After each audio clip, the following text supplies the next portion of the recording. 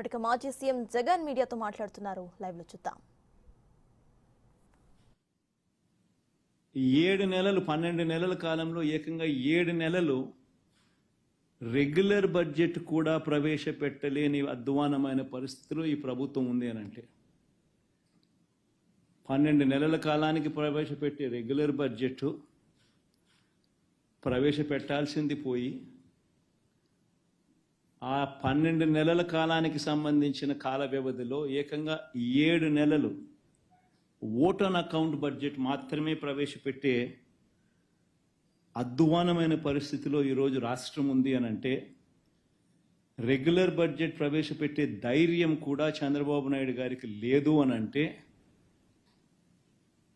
ఎంతటి దారుణమైన పాలన సాగుతా ఉంది అని చెప్పడానికి ఇది ఒక గొప్ప నిదర్శన. నిజంగా రెగ్యులర్ బడ్జెట్ అంటూ తాను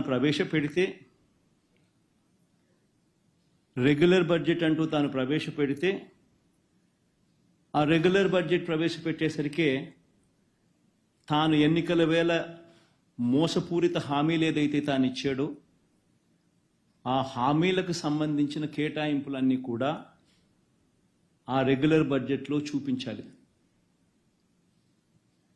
ఆ రెగ్యులర్ బడ్జెట్లో తాను సూపర్ 6 అంటూ సూపర్ 10 అంటూ తాను చేసిన ఆ మోసపూరిత హామీలకు సంబంధించిన కేటాయింపులు బడ్జెట్లో కనపడకపోతే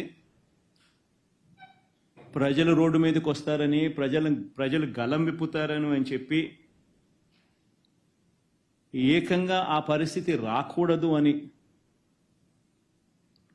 తాను రెగ్యులర్ బడ్జెట్ ప్రవేశపెడితే ఆ రెగ్యులర్ బడ్జెట్లో volume 6 volume 5 which talks about రాష్ట్రానికి సంబంధించిన అప్పులు ఎంత ఉన్నాయి, స్టేట్ గవర్నమెంట్కి సంబంధించిన గ్యారంటీ డెట్ ఎంత, ఇటువంటి అంశాలు కూడా ఆటోమేటిక్లీ మెన్షన్ చేయాల్సి వస్తుంది.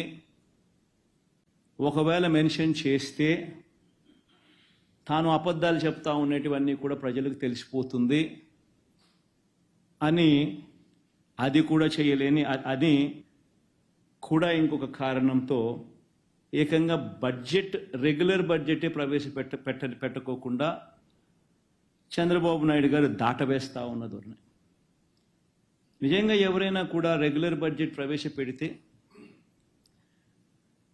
పథకాలకు సంబంధించి మేనిఫెస్టోకు సంబంధించి ఆయన ఇచ్చిన హామీలు ఏమిటి, ఆ హామీల మేరకు ప్రజలందరూ ఎదురు చూస్తూ ఉంటారు. ఆ పథకాలన్నీ అందులో ఉన్నాయా, ఆ పథకాల డబ్బులు మాకు వస్తాయి అని చెప్పి ఎదురు చూస్తూ ఉంటారు. అవన్నీ కూడా మోసపూరిత హామీలని ప్రజలకు తెలిసిపోతాయి అని రెగ్యులర్ బడ్జెట్ కూడా కనీసం పెట్టకుండా దాటవేస్తా ఉన్న ధోరణి. ప్రజలెవరూ రోడ్ల మీదకి రాకూడదు అని భయానక వాతావరణం, ఫియర్ సైకోసిస్ క్రియేట్ చేస్తూ రాష్ట్రాన్ని ఏకంగా అత్యాచారాలు, హత్యలు, కొట్టడాలు, ఆస్తుల ధ్వంసాలు వీటి అన్నిటితో భయానక వాతావరణం క్రియేట్ చేస్తూ ఉన్నారు. నేను అడుగుతా ఉన్నాను ఒకటి,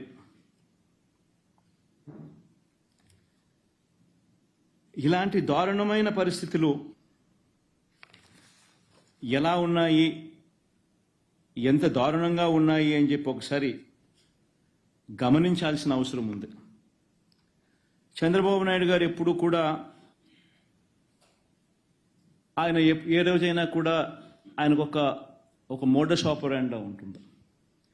ఆ మోడస్ ఆపరాండా అనేది ఏంటంటే వంచనకు తోడు ఒక గోబెల్స్ సిద్ధాంతం, గోబెల్స్ ప్రచారం. తాను ఒక మనిషిని అప్రదిష్ట పాలు చేయాలనుకున్నా, తాను చెప్పిన మాటలన్నీ కూడా తాను తప్పాలనుకున్నా ఒక మోడస్ ఆపరాండా అనేది తాను ఎప్పుడు కూడా ఫాలో అయ్యే కార్యక్రమం. ఆ మోడస్ ఆపరాండా ప్రకారం ముందుగానే తాను ఒక కథను సిద్ధం చేస్తాడు. ఆ కథను తాను చెబుతాడు. తన ఈనాడు, తన ఆంధ్రజ్యోతి, తన TV5 తనకు సంబంధించిన ఈ మీడియా సామ్రాజ్యాన్ని ఉపయోగించుకొని ఆ కథను ముమ్మరంగా ప్రచారం చేస్తారు. వరుసగా ఆ కథనాలే వచ్చేట్టుగా చేస్తారు. దాని మీద డిబేట్లు కూడా పెడతారు. మంత్రుల నుంచి కింద స్థాయి వరకు కూడా అయ్యే మాటలే మాట్లాడిస్తారు. మాట్లాడించిన తర్వాత ఆ డిబేట్లలో ఉన్న ఒపీనియన్స్ ఇచ్చే వాళ్ళందరూ కూడా వీళ్ళ మనుషులే, వాళ్ళు కూడా అవే ఒపీనియన్లు వచ్చేట్టుగా చేస్తారు. చేసి చివరికి ఏమంటారు, రాష్ట్రం క్లిష్ట పరిస్థితుల్లో ఉంది కాబట్టి చంద్రబాబు నాయుడు చేసే ఈ పని జస్టిఫైడ్ అని చెప్పి దాన్ని మళ్ళా వీళ్ళంతకు వీళ్ళే రాటిఫై చేసుకుంటారు. ఎగ్జాక్ట్గా ఈరోజు ఇదే జరుగుతూ ఉంది. చంద్రబాబు నాయుడు అనే వ్యక్తి ఈ మోడస్ ఆపరాండా సొంత మామ ఎన్టీ రామారావు గారిని వెన్నుపోటు పొడిచి ఆయన పార్టీని లాగేసుకున్నప్పుడు ఇదే మోడస్ ఆపరాండా. అప్పుడు పాపం లక్ష్మీపార్వతి గారిని నాశనం చేసేశారు. చంద్రబాబు నాయుడు గారు బీజేపీతో పోవాలనుకున్నప్పుడు ఇదే మోడస్ ఆపరాండా. బీజేపీని మళ్ళీ తన్నేటప్పుడు కూడా మళ్ళీ ఇదే మోడస్ ఆపరాండా. సిమిలర్లీ ఎన్నికలప్పుడు వాగ్దానాలు ఇచ్చేటప్పుడు ఇదే మోడస్ ఆపరాండా. ఎన్నికలలో వాగ్దానాలు ఎగరగొట్టేటప్పుడు కూడా మళ్ళీ ఇదే మోడస్ ఆపరాండా. ఈరోజు ఇదే మోడస్ ఆపరాండా మళ్ళీ కొనసాగుతూ ఉంది. ఈరోజు మొట్టమొదటిసారిగా ఈ మధ్యకాలంలో చంద్రబాబు నాయుడు గారు ఈ మోడస్ ఆపరాండాను ఇంప్లిమెంట్ చేస్తూ ఈ మధ్యకాలంలో తాను మొదటి స్టోరీ ఈ మధ్యకాలంలో మనందరికీ కూడా బాగా పరిచయం చేసిన స్టోరీ, రాష్ట్రం ఆర్థికంగా ధ్వంసం అయిపోతా ఉంది అన్న స్టోరీ. అందుకనే నేను రెగ్యులర్ బడ్జెట్ కూడా ప్రవేశపెట్టలేకపోతా ఉన్నాను. రాష్ట్రం ఆర్థికంగా ధ్వంసం అయిపోయిన పరిస్థితిలో ఉంది అని కూడా చెప్పుకొచ్చే కార్యక్రమం జరుగుతూ ఉంది. ఇవన్నీ కూడా మనం చూస్తూనే ఉన్నాం. ఈ మాదిరిగా నిజంగా రాష్ట్రం ఆర్థికంగా ధ్వంసం నిజంగానే అయిపోతా ఉందా, అయ్యిందా అని ఒక్కసారి గమనిద్దాం. ఒకసారి నిజంగా మనం కూడా వాస్తవాలు కూడా ఒకసారి మన ద్వారా, ఎందుకనంటే ఇవన్నీ కూడా ఏమిటంటే సమస్య ఏంటంటే ఇవన్నీ కూడా ప్రజలకు తెలియాల్సిన అవసరం ఉంది, ప్రజలు ఆలోచన చేయాల్సిన అవసరం ఉంది. మరీ ముఖ్యంగా బాధ్యత కలిగిన విలేకరులుగా ఉన్న మీరు, బాధ్యత కలిగిన మీడియా హౌసెస్గా ఉన్న మీరు ప్రజల దగ్గరికి తీసుకొని పోవాల్సిన వాస్తవాలు కూడా ఇవన్నీ. నిజంగా ఒకసారి గమనిస్తే ఏ రకంగా చంద్రబాబు నాయుడు గారు వాగ్దానాల నుంచి, తాను ఇచ్చిన మేనిఫెస్టో వాగ్దానాల నుంచి తాను తప్పుకునేందుకు ఏ రకంగా తాను స్టోరీ తాను బిల్డప్ చేసుకుంటూ పోతా ఉన్నాడు అని ఒకసారి గమనిస్తే, రాష్ట్రం ఆర్థికంగా ధ్వంసం అయిపోయింది అనేది మొదటి స్టోరీ కింద తాను మీడియా డిబేట్లను మొదలెట్టాడు, మాట్లాడడం మొదలెట్టాడు, గవర్నర్ ప్రసంగంలో కూడా తీసుకొచ్చాడు, ఇవన్నీ కూడా మొదలెట్టాడు. ఒక్కసారి గమనిద్దాం. ఒకసారి ఎన్నికల దగ్గర నుంచి చంద్రబాబు నాయుడు గారు ఇంతకుముందు ఊదరగొడుతూ మాట్లాడిన మాటలు ఏమిటి? చంద్రబాబు తన మీడియా ఇద్దరు కలిసి రాష్ట్రంలో అప్పులు 14 లక్షల కోట్ల రూపాయల అప్పులు అని చెప్పి ఫస్ట్ ఊదరగొట్టారు. మీకు అందరికీ గుర్తుండే ఉంటుంది. మొత్తం అప్పులు ఏకంగా 14 లక్షల కోట్లు ఉన్నట్టు విపరీతమైన ప్రచారం చేసుకుంటూ వచ్చారు. మొట్టమొదటగా ఒకవైపున 14 లక్షల కోట్ల అప్పులు ఉన్నాయని ఒకవైపున చెప్పుకుంటూనే మరోవైపున సూపర్ 6 అన్నారు, సూపర్ 7 అన్నారు, సూపర్ 10 అన్నారు. అవన్నీ మళ్ళీ సపరేట్గా వాటికి సంబంధించిన ప్రచారం మళ్ళీ సపరేట్గా ఇచ్చుకుంటూ వచ్చారు. చివరికి చంద్రబాబు నాయుడు ముఖ్యమంత్రి అయినాడు. ఎన్నికల్లో తాను చెప్పిన మేనిఫెస్టో హామీలను అమలు చేయాలి అని చెప్పి ప్రజలందరూ కూడా అడుగుతూ ఉన్నారు. అడగడం మొదలు పెట్టేసరికి చంద్రబాబు నాయుడు గారికి మళ్ళీ ఈ 14 లక్షల కోట్లు తాను చెప్పింది గట్టిగా ముందుకు తీసుకొని పోవాల్సిన అవసరం ఉంది అని చెప్పి గోబెల్స్ ప్రచారంలో భాగంగా మళ్ళీ అడుగులు వేగంగా ముందుకు వేశాడు. కానీ వాస్తవం చెప్పాలంటే అక్కడ 14 లక్షల కోట్లు ఉందా అసలు? ఫస్ట్ అప్పు లేనిది ఉన్నట్టుగా తను ఎట్ట చెప్పగలుగుతాడు? ఇప్పుడు ముఖ్యమంత్రి అయిన తర్వాత బడ్జెట్ డాక్యుమెంట్స్లో ఇవన్నీ చూపించక తప్పదు. కాబట్టి చూపించలేని పరిస్థితి వచ్చేసరికి చంద్రబాబు నాయుడు గారు పడరాని పాటలనే పడతా ఉన్నాడు.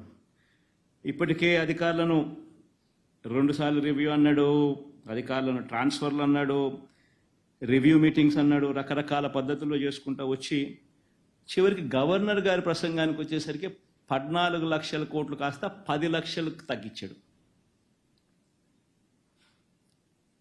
పోనీ ఆ 10 లక్షల కోట్లైనా కూడా పోనీ గవర్నర్ గారితో అయ్యన నిజాలు చెప్పించాడంటే అది లేదు. ఒకసారి నిజంగా రాష్ట్రంలో అప్పుల పరిస్థితి ఏమిటి అని చెప్పి ఒక్కసారి గమనిద్దాం.